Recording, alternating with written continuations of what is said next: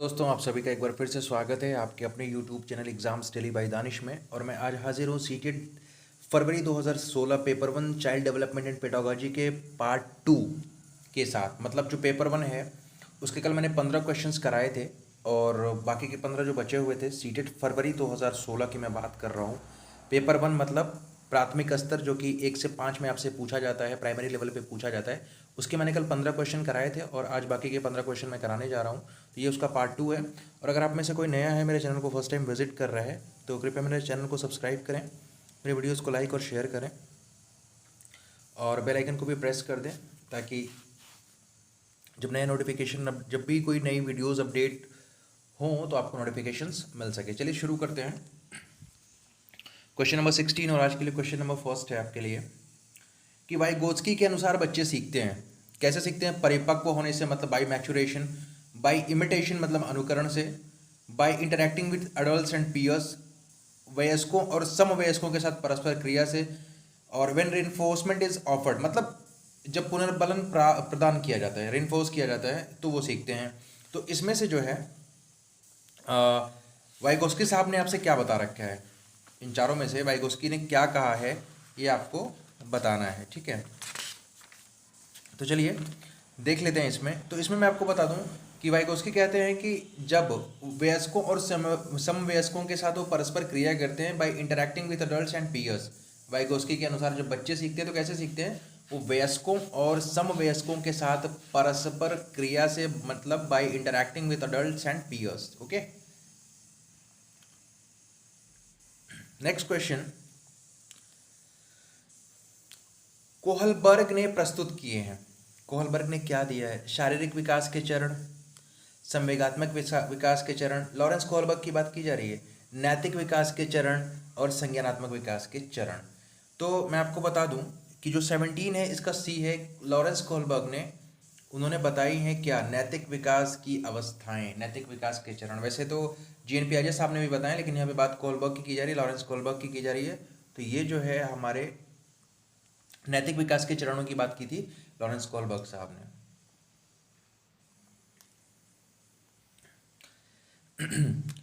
Next question है निम्नलिखित में से कौन सी स्थिति बाल केंद्रित कक्षा कक्ष को प्रदर्शित कर रही है? मतलब इसमें से कौन सी वाली एक्टिविटी जो है वो चाइल्ड सेंटर्ड एजुकेशन को, जो चाइल्ड सेंटर्ड एजुकेटेड मतलब जो चाइल्ड सेंटर्ड क्लास है, वो क्लास जो चाइल्ड सेंटर्ड एजुकेशन को फोकस करती है उसको प्रदर्शित कर रही है। एक कक्षा जिसमें पाठ्य पुस्तक एकमात्र। अब देखिए एक बात मैं आपको बार बार बता दूं, जिस ऑप्शन में ओनली आ जाता है वो ऑप्शन तो पक्का गलत होता है। एक कक्षा जिसमें शिक्षार्थी समूह में बैठे हैं और शिक्षिका बारी बारी से प्रत्येक समूह में जा रही है। अच्छा, एक कक्षा जिसमें शिक्षार्थियों का व्यवहार शिक्षिका द्वारा दिए जाने वाले पुरस्कार और दंड से संचालित होता है। एक कक्षा जिसमें शिक्षिका नोट लिखा देती है और शिक्षार्थियों को उन्हें, देखिए एक बात मैं आपको और बता दूं, याद करने की बात यहाँ पे की गई है। एनसीएफ 2005 ये फोकस करता है कि ना रटो ना याद करो। इस तरह के जो भी वर्ड्स आपको मिलेंगे वो निगेटिव वर्ड्स होते हैं, तो वो ऑप्शन कभी भी सही नहीं हो सकता। इस बात का ध्यान रखिएगा। तो मैं आपको बता दूं, इसमें जो सबसे सही ऑप्शन दिख रहा है, एक कक्षा में जिसमें शिक्षार्थी समूह में बैठे हैं और शिक्षिका बारी बारी से प्रत्येक समूह में जा रही है, तो ये जो है वो चाइल्ड सेंटर्ड जो क्लास है ना, उसकी बात हो रही है। इसका ध्यान दीजिएगा, ठीक है ना।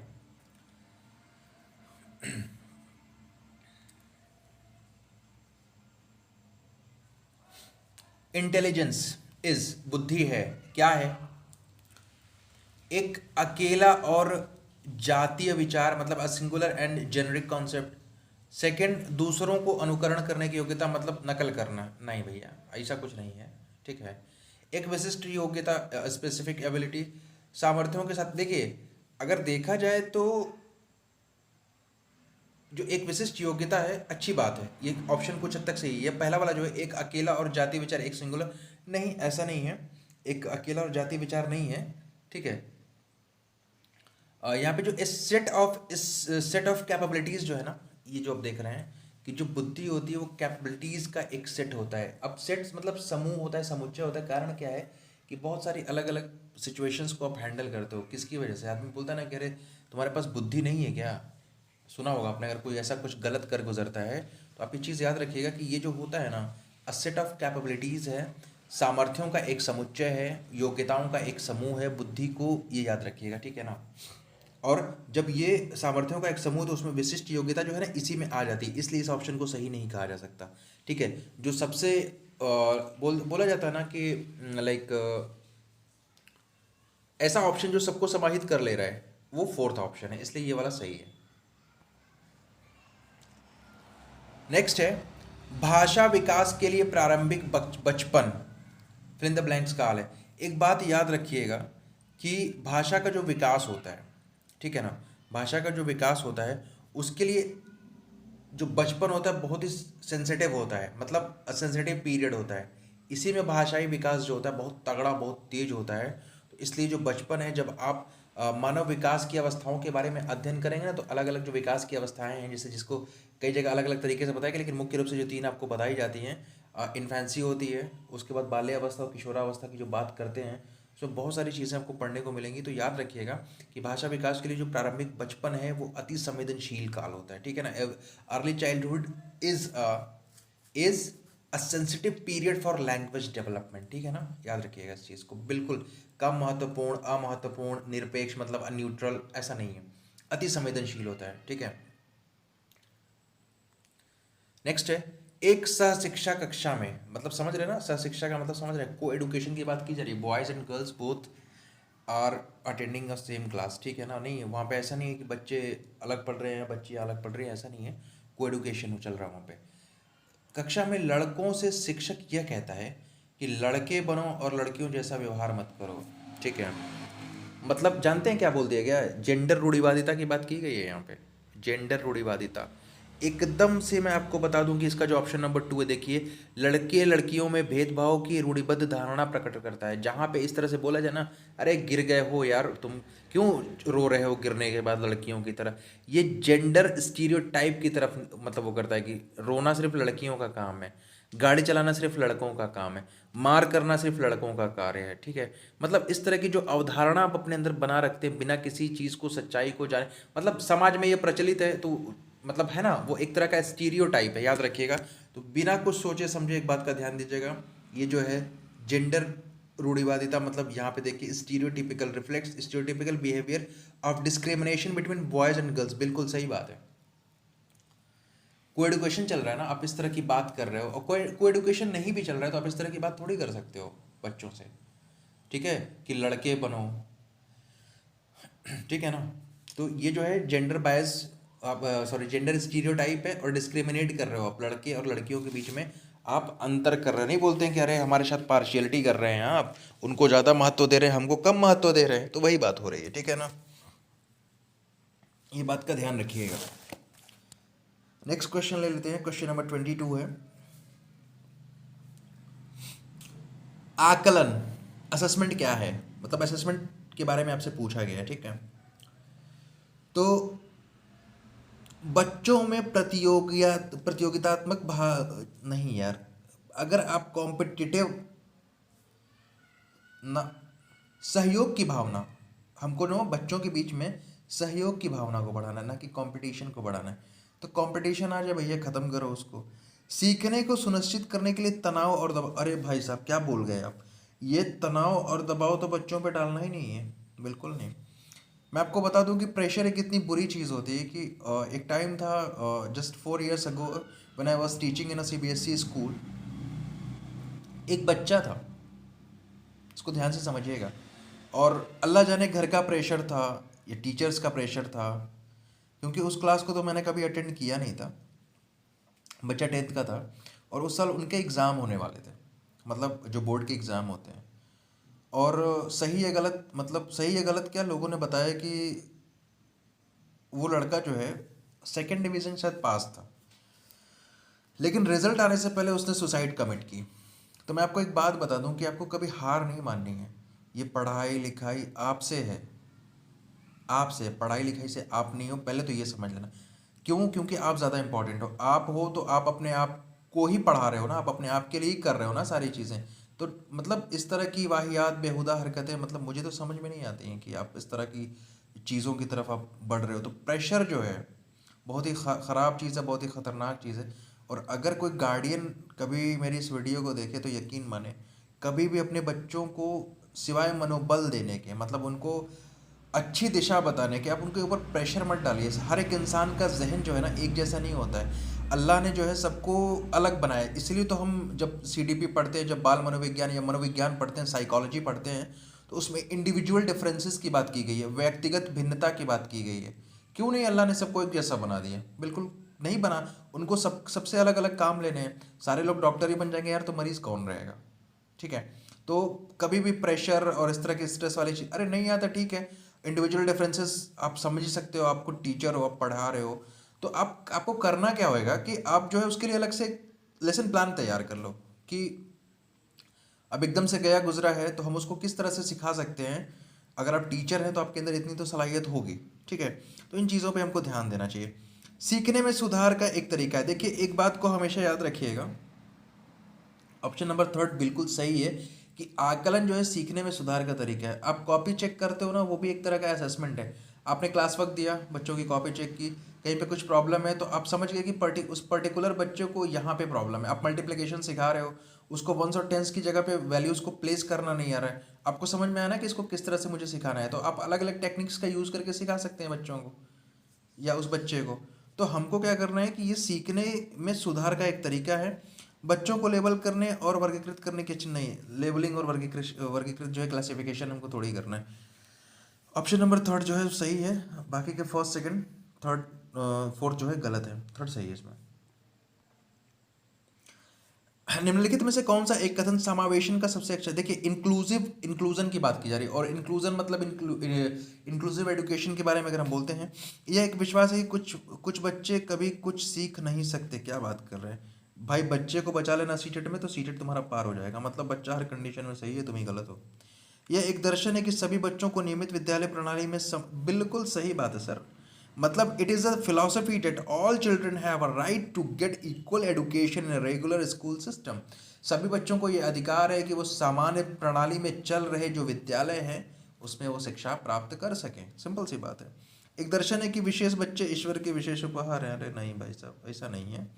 यह एक विश्वास है कि बच्चों को अपनी योग्यताओं के अनुसार अलग अलग किया जाना चाहिए। काहे डिस्क्रिमिनेशन की बात कर रहे हैं आप? सेग्रीगेशन की बात कर रहे हैं, मत करिए ना। सीधा सीधा option number 2 would be right, no बकवास। 24, वंचित वर्ग की पृष्ठभूमि से बच्चों को शिक्षा प्रदान करने के लिए शिक्षक को क्या करना चाहिए? देखिए, बहुत सारे ऐसे बच्चे हैं ना जो इस पढ़ाई लिखाई से बड़े वंचित रह जाते हैं, बड़ा बड़ा पिछड़े बैकग्राउंड से आते हैं, लेकिन कभी कभी उसमें आप देखिएगा कि बड़े अच्छी अच्छी प्रतिभाओं वाले बच्चे होते हैं। कभी कभी क्या मैक्सिमम होता है, मैक्सिमम होता है, देखिएगा इस चीज़ को, लेकिन वो थोड़ा पिछड़े होते हैं, ठीक है। टीचर को उनके लिए करना क्या चाहिए? क्वेश्चन हमारा ये है, ठीक है। क्वेश्चन हमारा जो है वो ये है, उनके बारे में अधिक जानकारी जुटाने का प्रयास करें और उन्हें कक्षा में होने वाली चर्चा में शामिल करें। बिल्कुल सही बात है, उनको शामिल करना चाहिए। उनको आप भी मत इस तरह से ट्रीट करिए कि उनको लगे कि भैया हम तो पिछड़ी जगह से आ ही रहे हैं, हमारी यही औकात है, हमारा यही कीमत है, मतलब हमको तो सब लोग जो है इसी तरह से ट्रीट करेंगे। बिल्कुल उसको ये लगना ही नहीं चाहिए। एक बात का ध्यान दीजिएगा कि हम स्कूल में यूनिफॉर्म क्यों पहनाते हैं? इक्वालिटी शो करने के लिए। आप रईस घर से हैं या गरीब घर से हैं, इससे कोई फ़र्क नहीं पड़ता। यूनिफॉर्म मतलब यूनिफॉर्मिटी की हम बात करते हैं, इक्वालिटी की बात करते हैं कि सारे लोग एक जैसे दिखेंगे। तो एक शिक्षक का भी कार्य है कि वो बच्चा किसी भी पृष्ठभूमि से आ रहा हो, हमारा ये फ़र्ज़ बनता है कि हम उसको इक्वली ट्रीट करेंगे। बच्चा अच्छा दिखे, ख़राब दिखे, कैसा दिख रहा है, वी शुडेंट केयर, हम उसको नर्चर करेंगे, ठीक है ना। बात को समझिएगा। कुछ लोग होता है ना कि मैंने मतलब जो निगाह से गुजरा है मैं उसकी बात कर रहा हूँ कि अच्छी शक्ल देखी तो बच्चा अच्छा है, थोड़ा सा अल्लाह ने उसको अलग तरीके से कुछ बना दिया तो वो बच्चा, तो इस तरह का ट्रीटमेंट नहीं होना चाहिए। सबको इक्वली ट्रीट करना चाहिए। बच्चे चाहे जहाँ से भी हैं, चाहे जिसके भी हों, वो स्पेशल हों। और एक चीज़ और है कि मैं ये वर्ड ही गलत बोल रहा हूँ, कोई स्पेशल नहीं है, सारे स्पेशल हैं, सारे यूनिक हैं, ठीक है ना।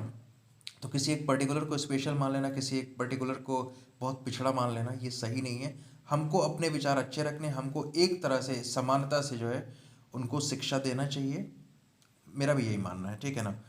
उन्हें कक्षा में अलग बैठा लें, बिल्कुल गलत है। उन पर ध्यान न दें क्योंकि वे दूसरे, गलत बात है। उन्हें बहुत सा लिखित कार्य दें, ऐसा नहीं है, ये बिल्कुल गलत है तीनों। First option would be right, okay.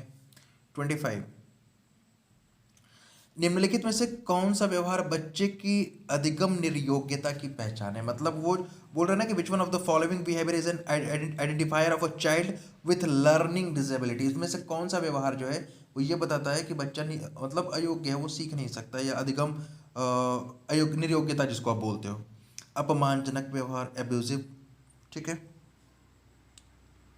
B को डी, वाज को सौ। और देखिए ये जो कर रहा है ना, ये पहला वाला जो अपमानजनक व्यवहार कर रहा है, बदतमीजी कर रहा है, ठीक है, डांटने पे सुनता नहीं है, तो इसका अधिगम जो है निर्योग्यता से कुछ लेना देना नहीं है, ठीक है ना।